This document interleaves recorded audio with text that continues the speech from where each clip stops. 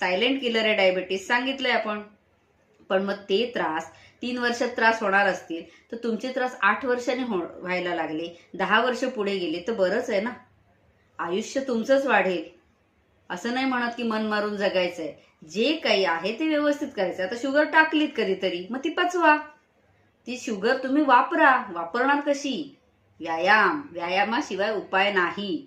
एक तर पहिली गोष्ट, शुगर कमी टाका शरीरात आणि जी आधीची साचलेली आहे ती वापरा. म्हणजे मग तुमची शुगर लेवल नॉर्मल राहील. मग आता व्यायाम करायचा म्हणजे कसा करायचा व्यायाम? तुम्ही म्हणाल मॅडम कुठले व्यायामाचे प्रकार आहेत का? मी सांगेन तुमच्या शरीराला आणि तुमच्या मनाला आवडेल ते व्यायाम करा. कारण मन खुश तर शरीर तुमचं पॉझिटिव्ह एनर्जीमध्ये अजून छान काम करतं, अजून आजार उतरायला मदत होते. सो त्यासाठी तुम्ही तुमच्या मनाच्या आवडीचे व्यायाम करा. ज्यांना चालायचंय चाला, ज्यांना पळायचंय जॉगिंग करायचे करा, ज्यांना योगा करायचे योगा करा, झुंबा करायचे झुंबा करा.